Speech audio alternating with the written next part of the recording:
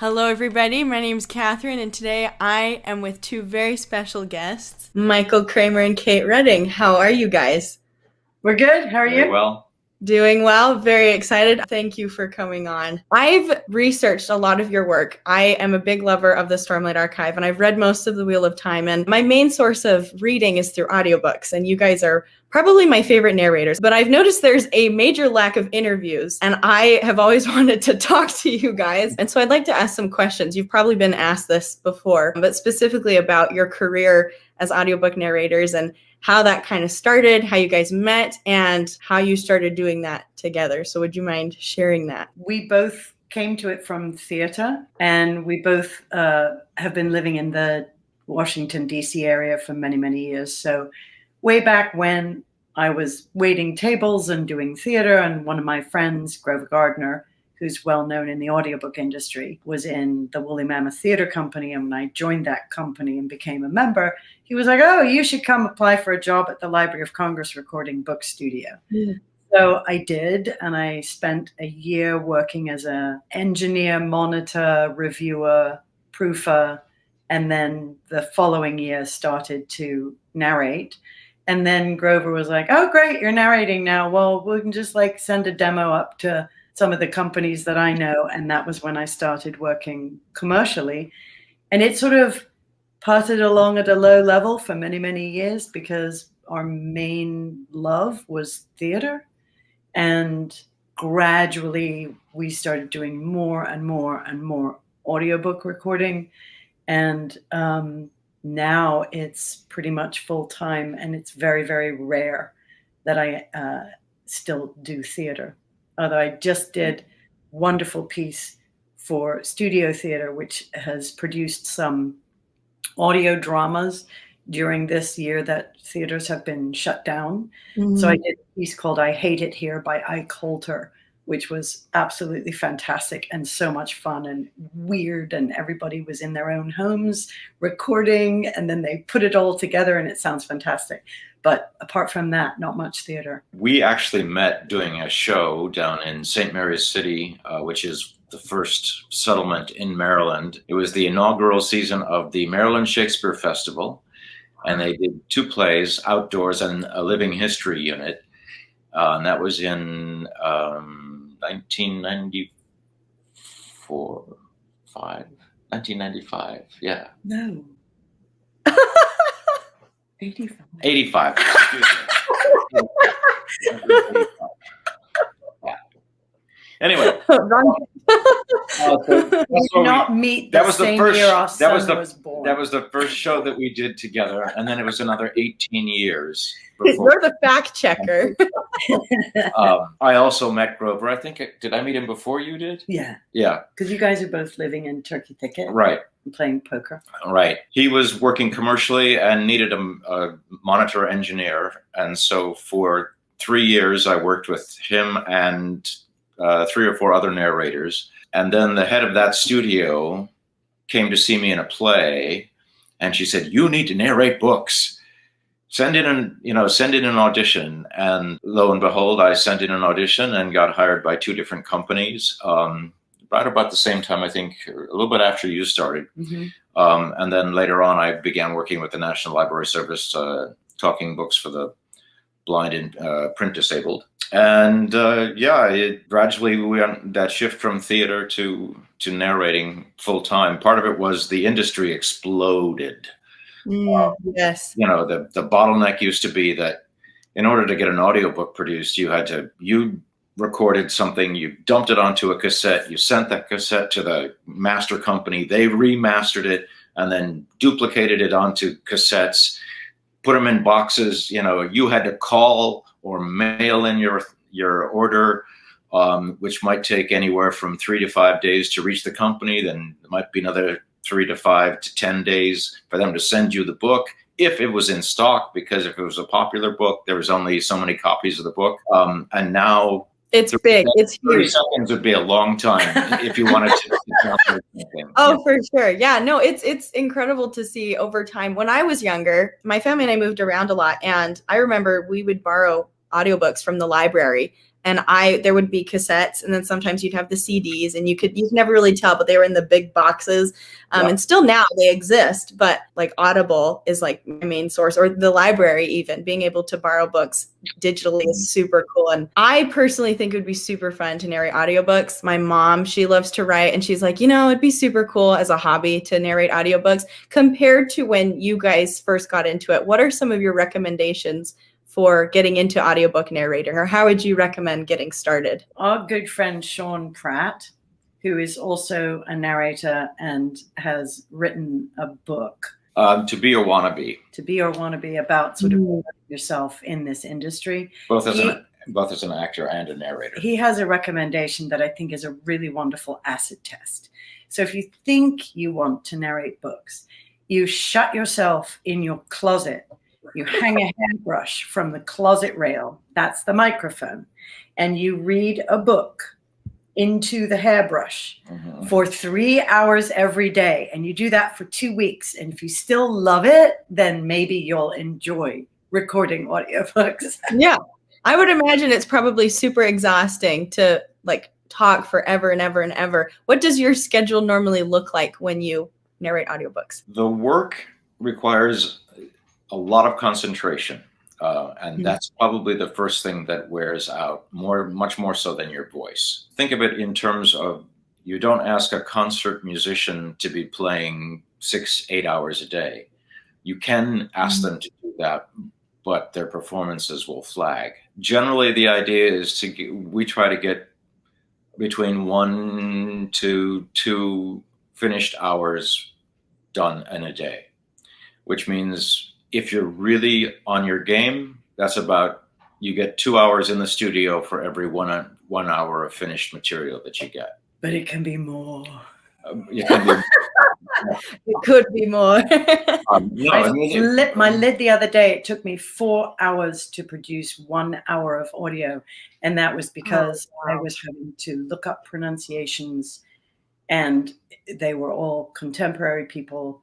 So some of them, it was a question of, I Google the name and then I have to sort through YouTube videos to find someone introducing them or them being interviewed. I mean, it was a nightmare, just a nightmare. Right. And part of it too is, does the author's syntax fit your mental makeup? How familiar are you with that syntax? So that as you're, it's a bit like if you played this musician's composition and something very similar to that, yeah, you can do that. But if it's a very different style, or especially if you're getting into like 19th century, early 20th century prose, it's a totally different style of writing. And we're not used to hearing that and speaking that. How familiar are you with the characters? Is this the first, are you just introducing the characters? So how familiar is that voice to your body? All those things go into taking up the time in terms of decisions that you make and how fast you move. Yeah. Would you say it's similar to kind of like voice acting or practicing that process? Oh, it's not. Okay. No, because it's long form. Voice acting, you might do something which in its entirety is a minute. So with an audiobook, you're taking a story that takes 10 to 15 hours for an average book to tell, and you are tracing that arc over a period of days and hours in the booth every day. You have to kind of hold the whole thing in your head and know where you are on that arc. You kind of have to immerse yourself in the story and be just carrying the story around with you, so that when you get in the booth, you can sit down and you're ready. You don't have to prep when you sit down. You sit down, the story's in you, you're ready, you start talking. Yeah. And then you maintain that focus, and then you're like, woof, that's it. I got no more in me. I got to stop. And then you pick it up the next day. It's not just sitting in the booth, right? The pre-read is a really important encounter with the text.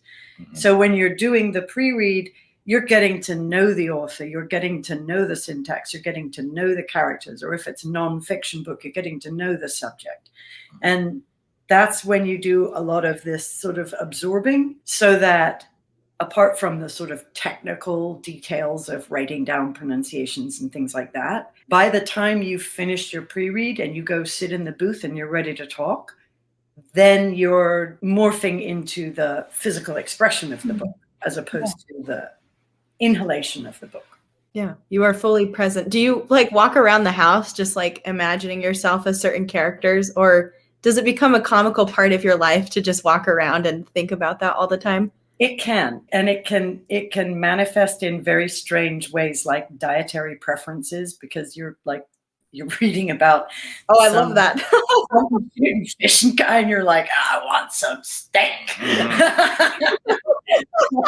I love it. You become the character or whatever text it is that you're reading. I love that. Yeah. That's super, super cool. I mean, our routine, and it's been fascinating to sort of examine, well, what is our daily routine during this year of COVID?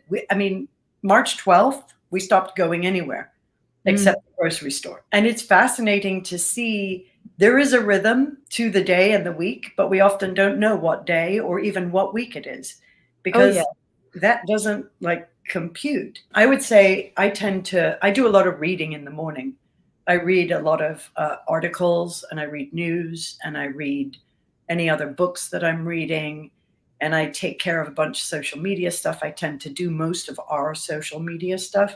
So I'll respond to comments or post things, whatever. And that's sort of my morning. And then I tend to start around noon and spend the afternoon recording. But now we're getting into gardening weather. So my hope is that I'll be out there eradicating the Spanish bluebells.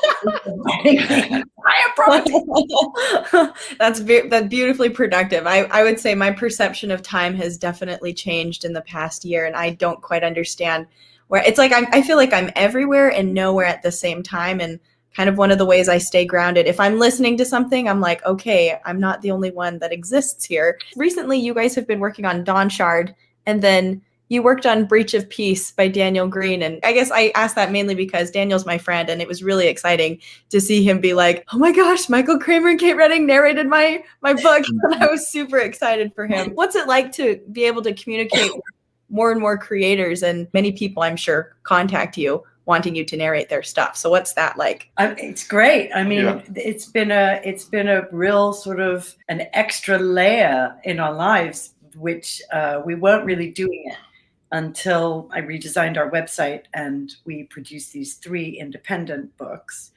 And one of the pages on the website just says hire us, and there's a form that authors can fill in to write to us to ask about our rates. And then we start a conversation with them, and then that's how most of the projects begin. But when we were doing it with Daniel, it was very funny because we were asked by Macmillan, because we had just done Rhythm of War. So we were asked by Macmillan to do this interview with Daniel.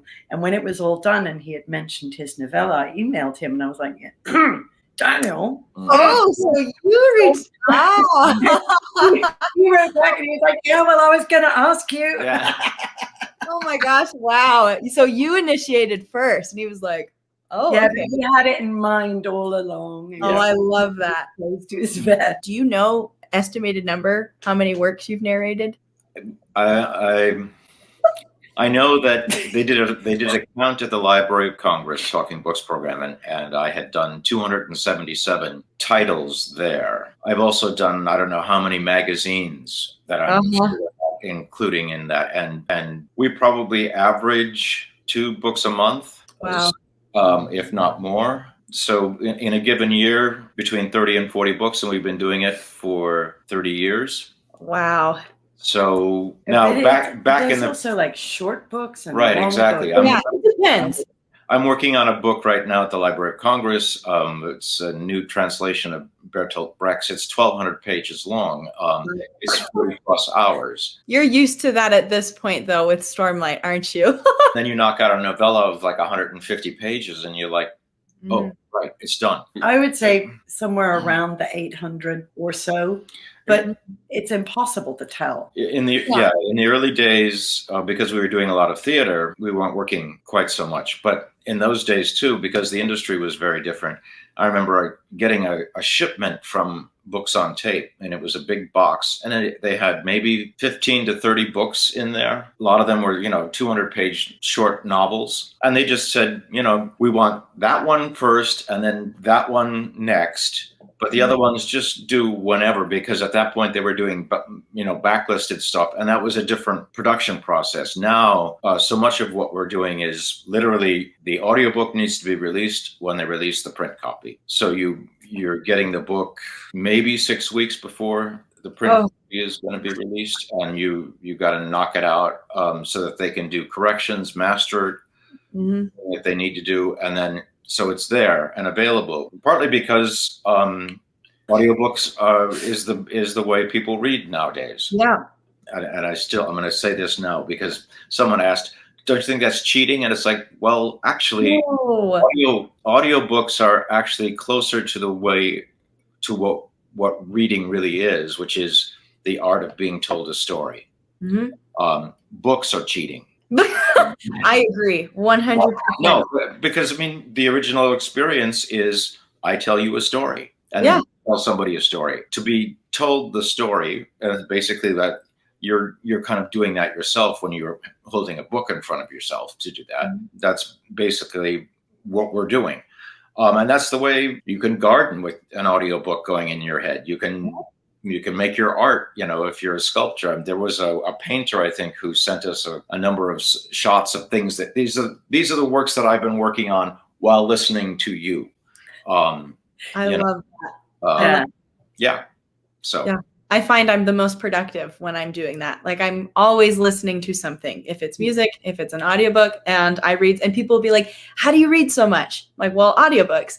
They're like, isn't that like not real reading? I was like, what's your version of real reading? I think it's the same story. I love it. Like, I really enjoy it. And I think it just makes the story so much more immersive. And even now, sometimes you'll get like graphic audiobooks, and those are fun too. And I think any version with whatever you do, you're consuming the story. I should say with Rhythm of War, I did follow your journey, your wonderful sprint, or your marathon sprint of reading Rhythm of War. And I was like, I hope they're doing well. Do they need dinner? Are they doing okay? And that was super exciting to watch. I guess with everything that you have narrated, is there a work or a character or a text that really stood out to you that you found to be either really challenging or really transformative for you? Like, did you feel really connected to a certain text and you just had so much fun narrating that over other works? I don't think that there's one particularly transformative work other than I know for myself, the one author that I really truly appreciated was Donald E. Westlake, who also wrote under the pen name of Richard Stark, because he's such an excellent writer. And then as you encounter other excellent writers, but he was one of the first ones. And because he's very funny, it taught me so much in terms of how to approach storytelling. And especially in those early days, when I was working with a monitor, as opposed to now when I'm just basically monitoring myself, to have that person on the other side of the glass laughing as it's like,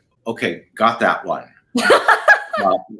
And because humor is really tricky to narrate, because, and this is partly the theater background, you can blow through a comic line, and if you don't give the person who's receiving that, the audience member, so to speak, time to hear it and laugh, they're going to think, I'm not supposed to laugh. What gets really tricky when you're narrating an audiobook and it's comedy, it's okay, how long do you let that breathe just so that someone can get the joke and move on?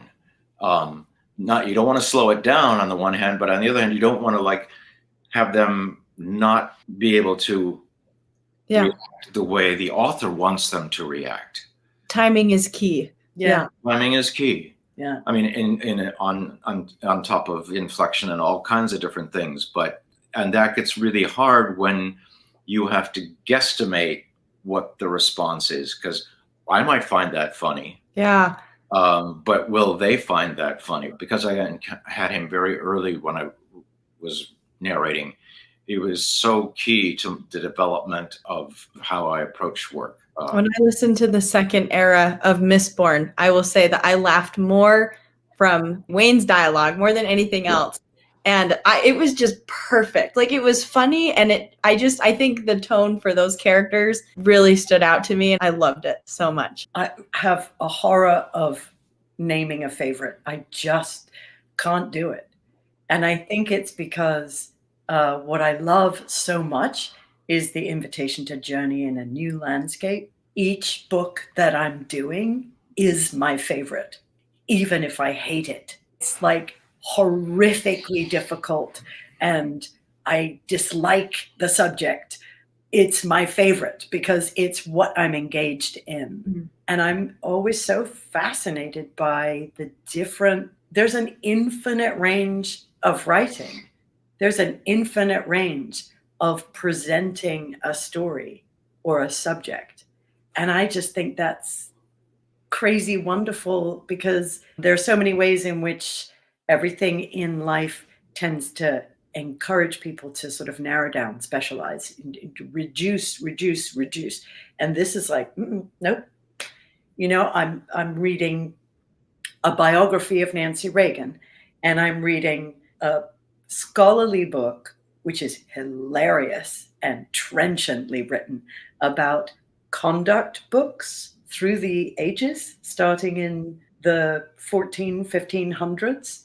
Absolutely stunning and hilarious to realize they're not much different than anything you might read in like a Teen Vogue article or everything that is talking about women's behavior. It's, oh my God, it's still the same.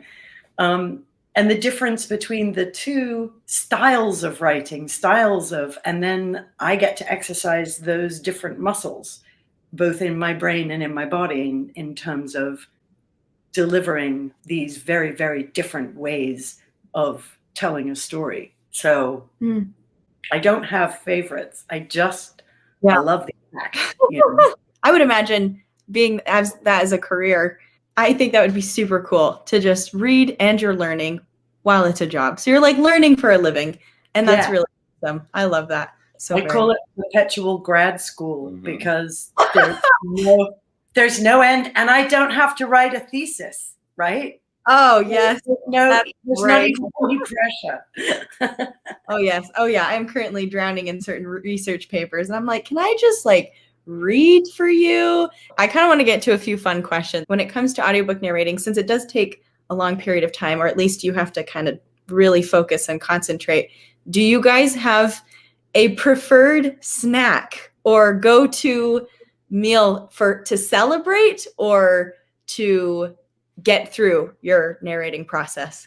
Apples when I'm actually narrating, because there's just enough. There's the sugar that's sweet but not too sweet, so it doesn't coat your chords. Gives you a little bit of energy, kind of cleans your mouth.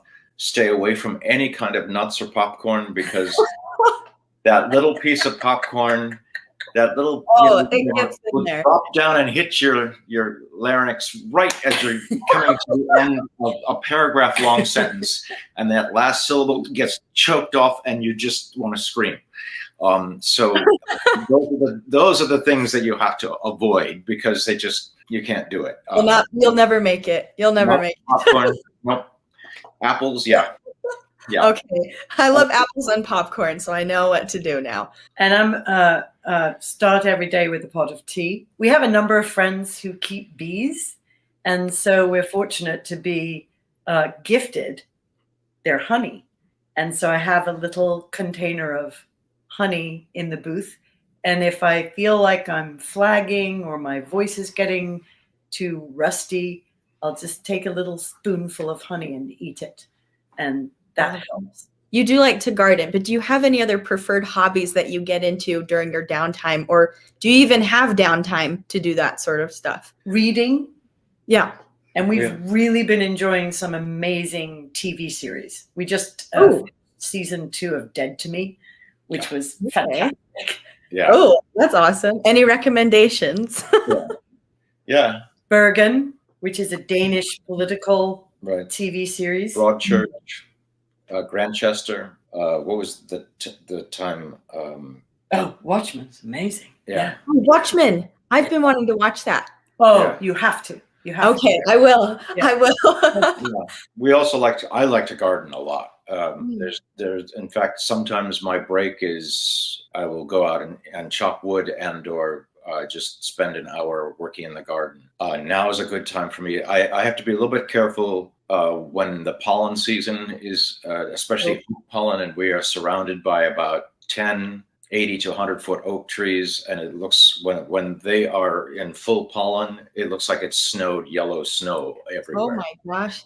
And that is particularly tough on my sinuses. And so Yeah. we both come from, or spent a part of our childhoods, in my case, most of my childhood, in very tiny towns. I grew up in a town called Lucan, Minnesota, which is, if you're familiar with Laura Ingalls Wilder, the Plum Creek is 13 miles from. Getting my hands in dirt is always I love that. thought. Do you guys grow your own produce, or do you like to do flowers, or what is your preference? Both. Both. I grew, there was one year we got 1,200 pounds of potatoes. And when I was growing up, you rarely bought vegetables from the store because you produced it, you either were picking it or you canned it or froze it. We don't produce anywhere near that No. volume.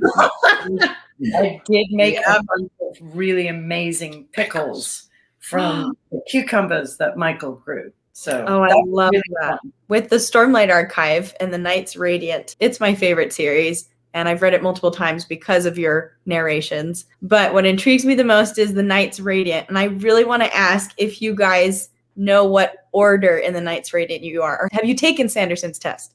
No. Oh, dang it. Send us a link to the test, and then at some point we'll tell you what we came up with. For anybody interested, Michael and Kate both got back to me with their results. Kate is an Elt's caller and Michael is a windrunner, which is super fun. I myself am a light weaver. I'd love to retake the test at some point. For those of you interested, I'll leave a link down below. It's a very thoughtful test and it's really fun to take. There was one other thing. We did Rhythm of War. We were approached to do Dawn Shard, but we also recorded Way of Kings Prime. Oh yes, please talk about that. Oh my goodness, please talk about that. And that was fascinating. That was like the Dead Sea Scrolls. That was like, this is the Ur text. This is the text he wrote when he was a grad student and being turned down by publishers left, right, and center. I loved it. Absolutely loved it. I couldn't imagine that it had been refused. But then to read it, having already read everything of Stormlight Archive that we've read, and to know that this was where the whole thing germinated from, was absolutely fascinating. And there are different characters. Some of the characters are the same, but they have slightly different names. There are some characters that don't appear at all. And there are some characters that are major in Stormlight Archive who are not present. And so it was really interesting. Yeah, no, well, and you can't consider, it's not like this is an idea that was the kind of the beginning of the idea, but just because it has that character's name in this doesn't mean it's the same in Stormlight Archive, because you can see where, that character actually kind of got merged with this character and became that character. I see. I wanted to read it, but I wanted to listen to the audiobook. I'm like, I have to listen to the audiobook first. I have to. I'm not sure what the timeline is in terms of the release. I know that we're just finishing up our corrections in the next week or two. Working with all these independent authors and managing these projects, we have an engineer, Eric Sinistvet, that we work with.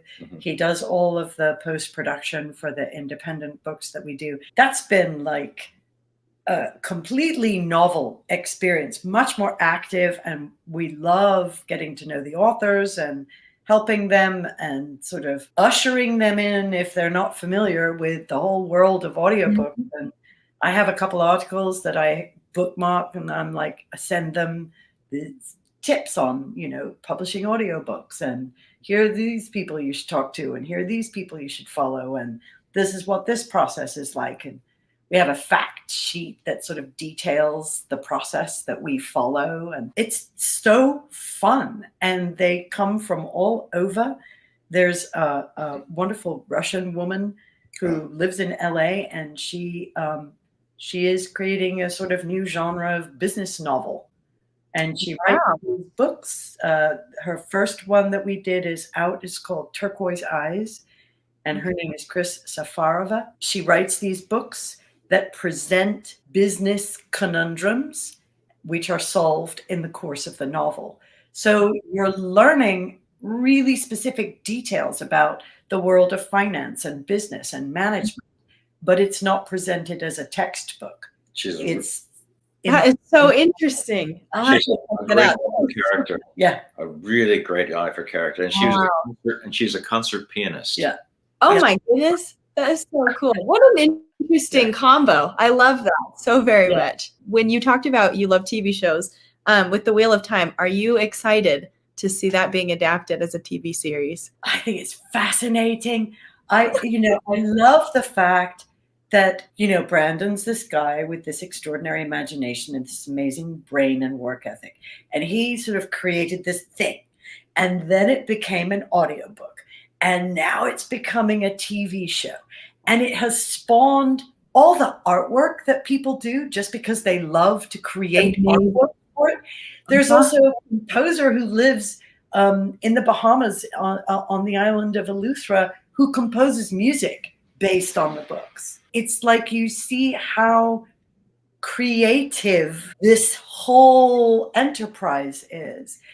And the other thing that's really interesting about the TV show is it's a different experience, right? Yeah. Because there is less that is left to your imagination. They've got people, actual people. You're not reading the book imagining what they look like. They give it to you. Yep. They give it to you. And for some people, they embrace the whole thing and it's wonderful. And for other people, they're like, for 20 years, I've had this image in my head. No, you can't have that person be this character. So that's really interesting because that's a whole invitation to embrace this new form, let go of your preconceptions, indulge it, welcome it, see where it takes you. Then, you can reject it. You can go back and say, that's not for me. But it's a new thing. It's a new thing. It's a different medium. And I personally think like there's some stories that just make that more accessible for other audiences. And I really love, like, I know Tolkien's works are going to be adapted into TV shows and stuff. And I love Tolkien. And some people are kind of like, I don't know if I want a show. But I'm like, no. I'm actually okay with seeing this. Like, I really look forward to whatever adaptation comes forth. I'm sure, I don't know when, but I bet Stormlight, Mistborn, something by Sanderson will get adapted one day. And yes, I get protective, but I am excited with whatever. So well, and here's the thing: as long as it's good, right? As long as it's well done, good. For me, Robert Jordan's the genius of it to a certain degree was the male half being corrupted. Yes. Initially, which is a very interesting take on so many things, especially in the era that we're coming into right now, and it's being reviewed. And to a certain degree, he was ahead of the curve, and so that journey going to be interesting. It's also great that the thing is complete. So unlike, say, a Game of Thrones, where it's like, no, the can say this is where we end up. We don't have to, how we get there, that's up to them. And of course, they're going to have to compress and eliminate plot lines, or they could take forever to do it, just because there's so much material there. I think it'll be interesting to see what it does. The books, to me, are fascinating in their appeal, because we've had one of the charities that we but we raise funds for them. It was Books to Prisoners, and any number of people have said that was where they encountered The Wheel of Time first, was in prison. So it's a both coming of age, but also redemption. Are very powerful forces to be kind of harnessed in those novels. Yeah. I remember when I first encountered the Wheel of Time, I was like a sophomore, junior in high school. And I looked at these and I was like, this cover looks ancient. Like this looks like, and I had no idea what it was. And then later on, I'm still reading them, but it's cool to see how people from my generation are getting into the Wheel of Time, while we have some neighbors who have read them and they were like, oh, I read those years ago. Like they're amazing. And it's really cool to see just our technological advancements and the booming of the audiobook industry. I think gets more and more people involved, and I love it. I love seeing it. I think it's really exciting. I've really loved just listening to all of your works. And again, all of the information that you guys have talked about, any links you would like to send, I will leave down below in the description box. Do you have any more questions or things you would love to share or say? Just, keep listening and talking and reading, everybody. It's a wonderful unifying force, this act, reading and absorbing stories and sharing stories and discussing stories. And I'm very grateful for the work that you do. I think that's extraordinary. So thank you. Thank you very much. Thank you so much again for your time. And thank you for everybody who has been watching. Again, go support Michael Kramer and Kate Reading. Keep reading. And I hope you guys have a great day. Thank you. Thank you. Just as another little wrap up, thank you so much to Michael and Kate for coming on. It was so fun to talk to them. They were such nice people, and all the information, the works that they've done, as well as their website are down below. You can go check it out. Thank you so much for watching this video. And thank you just for watching, reading. I'm not trying to sound cheesy, but I have had so much fun being in this community. I love being able to talk with fun people, make new friends, and just have fun. This has been super fun. So thank you very much. I hope you guys have a good day, and I will see you next time. Bye.